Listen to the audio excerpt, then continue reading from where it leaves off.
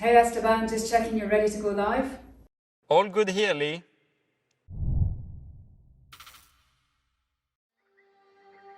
Hello and welcome to 2021 in Formula One. The past year is not going to be one that we forget easily, but through all the challenges we have faced, the Formula One family was dedicated to bringing you the sport we all love. The condensed racing calendar made 2020 especially tricky, but also showed the huge ability of sport, and Formula One in particular, to adapt. It's going to feel a little different again this year, but F1 has always been a technology showcase. And today, we're bringing you closer to a launch than ever before in the live virtual world. You're going to meet Formula One Racing's newest team, a name new to F1, but one that has motorsport heritage coursing through its veins. Alpine. We're going to introduce you to some of the people behind this team. You're going to see the A521, the first ever Alpine F1 team car. And of course, we'll see and hear from the one and only Esteban Ocon. So, where's the best place to start? Perhaps with a little reminder of how Alpine got here. It's a story of French motor racing innovation, and who better to tell us that story than Esteban. L'histoire d'Alpine est aussi l'histoire d'un homme, Jean Redélé. Redélé a l'esprit d'un homme d'affaires, mais au fond de son cœur, c'est un coureur automobile. Dans les années 50, il participe à de nombreux rallyes dans les Alpes françaises, au volant de sa Renault 4 chevaux. En 1955, il crée sa propre entreprise automobile, dont le nom et l'esprit évoquent ses expériences de conduite dans les Alpes. Ces voitures alpines possèdent un ADN de légèreté, d'agilité et de pur plaisir de conduite. Il démarre la production dans sa ville natale de Dieppe et lance au début des années 1960 son modèle le plus emblématique, la 110, qui rencontre un succès immédiat. Mais c'est la course automobile qui fait émerger Alpine, en particulier le rallye. Le Suédois Ove Andersson remporte le rallye de Monte-Carlo 1971 avec une berlinette à 110. Puis, Alpine gagne le tout premier championnat du monde des rallyes en 1973. En parallèle, Redélé s'attelle à créer de nouveaux véhicules de série, comme l'A310, qui rencontre un grand succès commercial et sportif. On entend souvent jouer la Marseillaise, car Alpine remporte de nombreux titres en sport automobile, dans diverses disciplines, avec comme point culminant la victoire aux 24 heures du Mans en 1978 avec l'A442B. 40 ans plus tard, l'A110 est relancée avec succès, dans le respect de son ADN originel. Elle reçoit de nombreuses distinctions dans toute l'Europe. Au Mans, la légende alpine reste bien vivante, avec de multiples succès en catégorie LMP2. Dès ses débuts, Jean Redélé s'est associé avec bonheur avec le groupe Renault. Et aujourd'hui, en 2021, c'est Renault qui fait entrer Alpine en Formule 1, grâce à ses vastes compétences techniques à Viry-Châtillon, en France, et à Enstone, en Angleterre. Avec ses incroyables ateliers mécaniques, l'équipe Alpine F1 dispose d'emblée d'une expertise et d'un succès à exploiter. Sous la marque Renault, l'équipe a remporté 2 championnats des constructeurs et pilotes de Formule 1. Et en tant que motoriste, elle compte 12 titres constructeurs et 11 titres pilotes. Pour Alpine, c'est une nouvelle étape d'un voyage marqué par la passion pour la course et par les frissons de la performance pure. Un voyage motivé par l'envie de gagner et de le faire avec brio. I am proud to now be part of the next chapter in the Alpine story. For me, 2020 was an intense season, but there were some great highs, including my first podium. Now, I am back in the rhythm of F1, and I'm very hungry to build on the success of 2020. Of course, a French brand is exciting for me personally, but even more, this shows that for Group Renault, Alpine is now core of the motorsport strategy.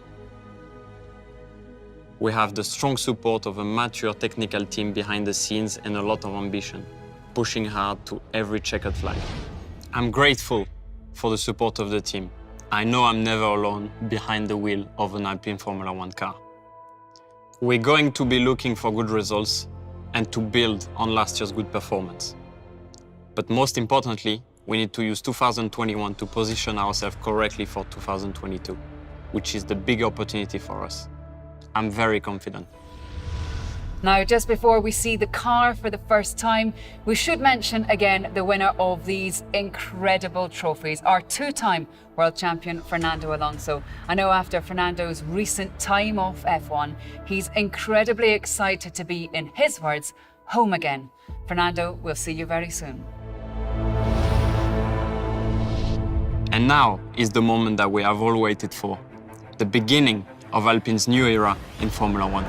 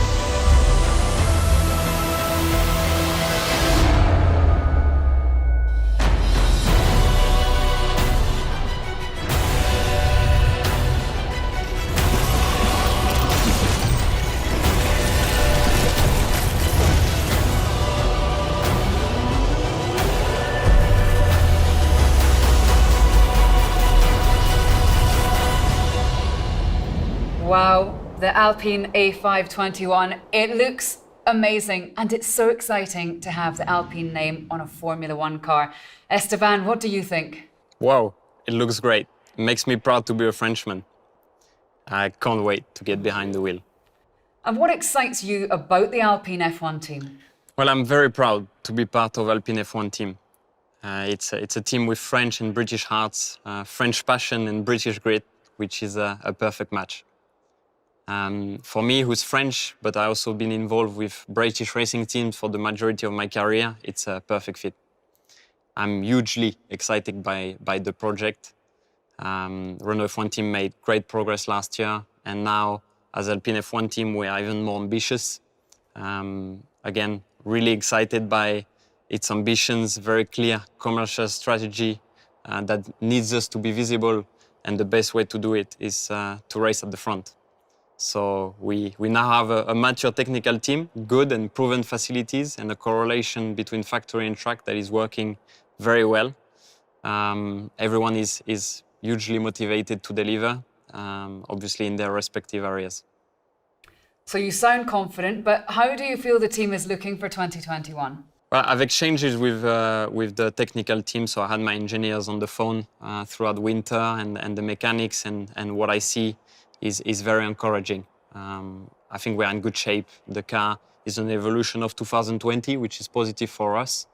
The team is expected to get into Q3. We had good rhythm, plus I got that podium feeling, which I loved, obviously. And yeah, I'm very keen to get that back.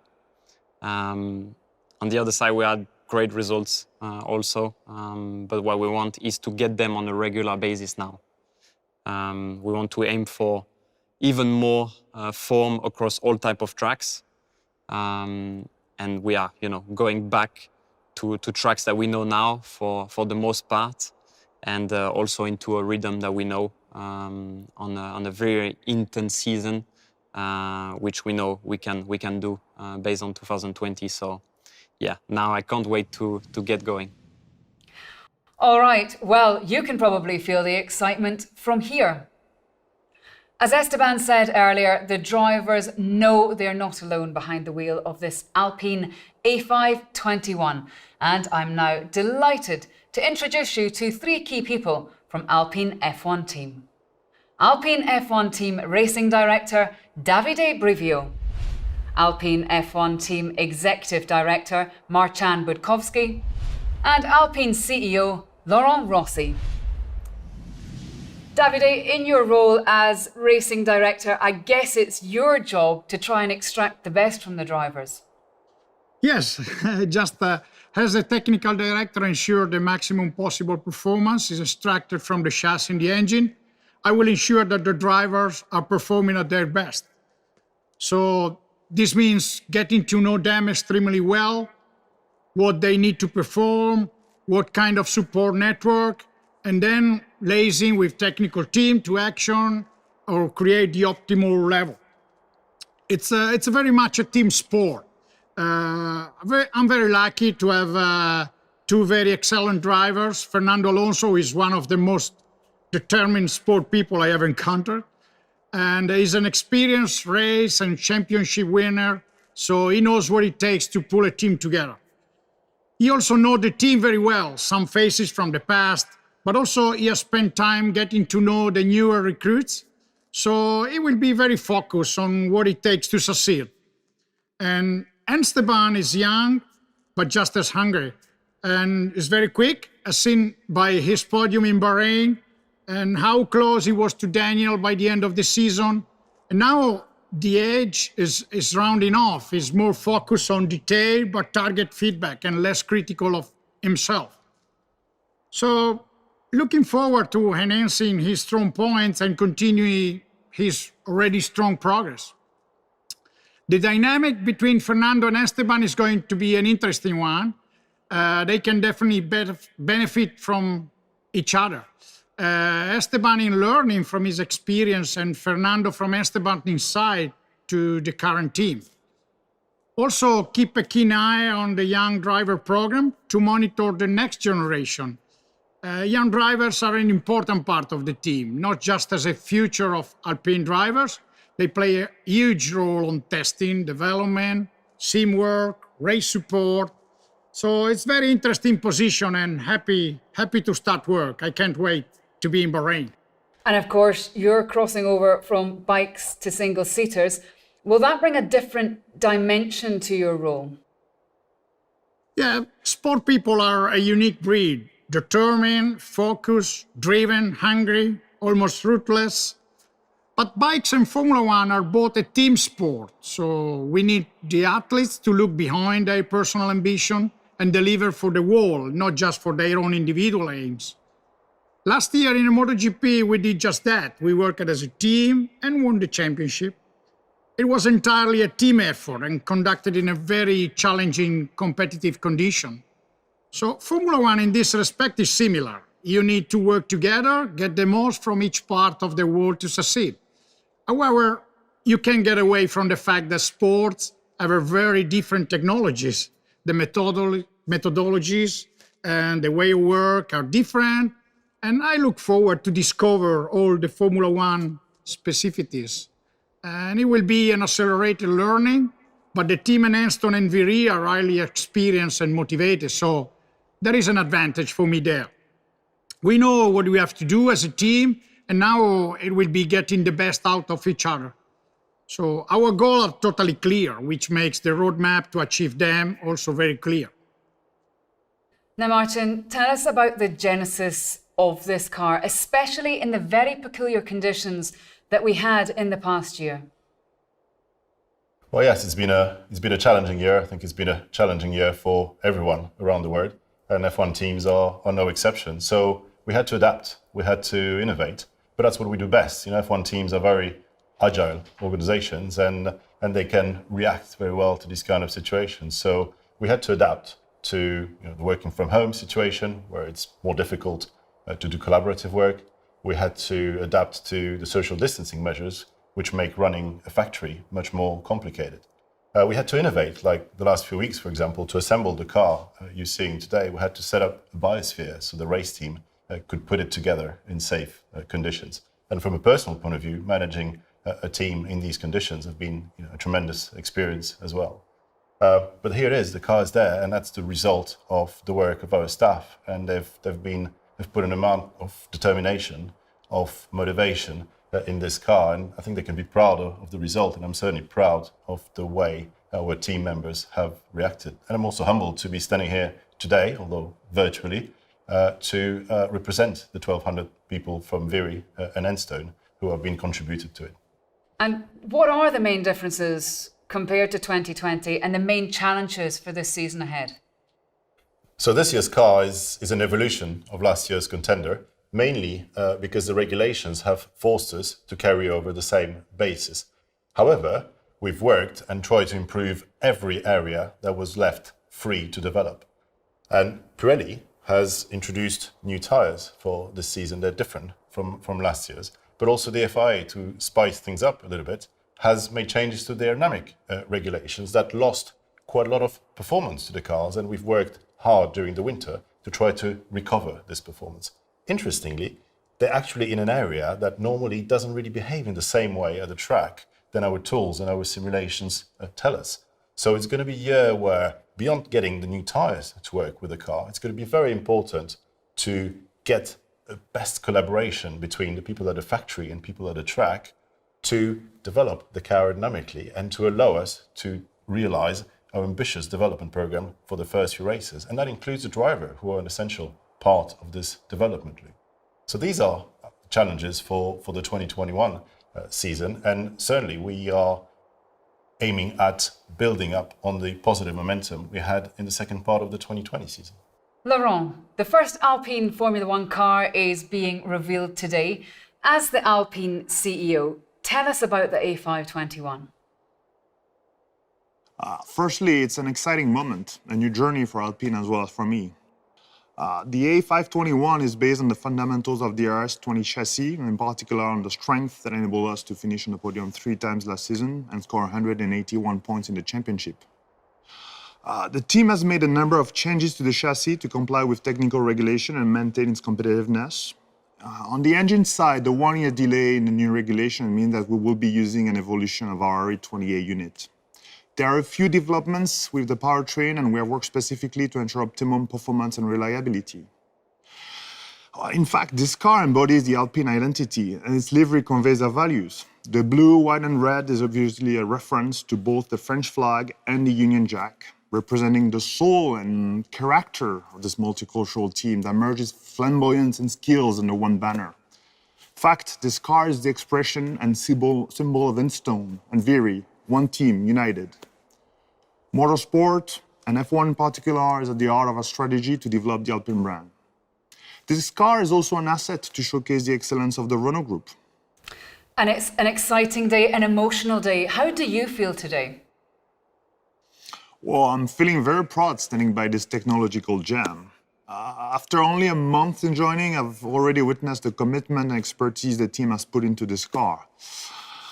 Because this car is essentially an evolution of last year's, we are now at a crossroads. While we are confident we give it our best, soon we'll need to focus on the next challenges. The new 2022-2025 era is already around the corner, calling for a completely revised chassis and a new engine. We're positioning ourselves to continue being on podiums and become a real contender, competing for victories, aiming for constructors and driver world championships. With that in mind, this A521 truly symbolizes a new dynamic, a new chapter in the history of Alpine and the Renault Group. I can't wait for the season to start so that we can watch our car competing in the capable hands of Fernando and Esteban. Gentlemen, thank you very much.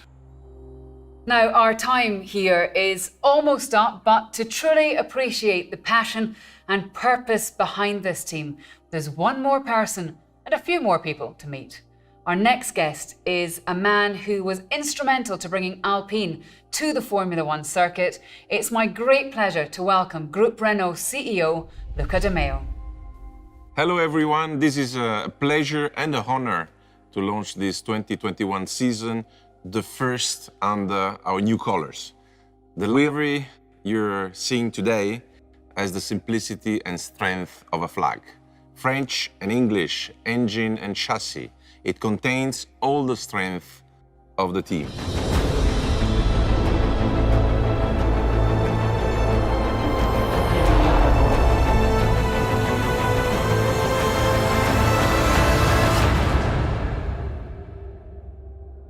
Behind the wheel of this gorgeous A521, we have a new driver lineup that I would like to say a few words about. First, Fernando Alonso. He has come home 20 years after he made his debut with us. He is back with honors as a two-time world champion and an international star. He brings us his speed, his tenaciousness, his will, his talent, his experience, and his commitment. It is a great pride to have this fantastic driver, but it's also a big responsibility. Esteban Ocon is a star in the making. He has given us our best results with his second place in Bahrain. He brings his talent in full ascent, as well as his fighting spirit and cool head, his humility and consistency. We can expect some beautiful podium finishes from him. This is a magnificent duo. They embody the values of the Groupe Renault and the authenticity of Alpine. They have earned their place among the elite of motorsports out of their sheer talent. A Formula One team is also all the personnel behind the drivers and the cars. With the management team, I have every confidence in to lead us to success. This collective spirit is what is most important to me. That what make us success in the long run, working together while each person has his or her own expertise and talents put to the best use in the position that suits him or her. The 1,200 men and women at Enston and Viry-Châtillon give the best of themselves every single day. It is also to them that we owe the progress of the last few years. I know that they will accomplish more, and I want to show them all of my support today. We are in Formula One for the long run, and we are here to win. We will put all required means to be at best competitive level. Alpine inspires us and pushes this dynamic to the top. Sportiness, elegance, avant-garde. It stands for the rage to win with new challenges to overcome with each race. We lead the same fight in the group to turn the company around. It's a challenge in which we engage every day. We know that 2021 will be difficult. We will fight to make it a success, but it's a collective effort. The Alpine team contributes to it by giving us pride and a sense of belonging. Every podium we'll climb onto will prove that anything is possible. I really can't wait to be with everyone in Bahrain for the first GP. Allez les Bleus!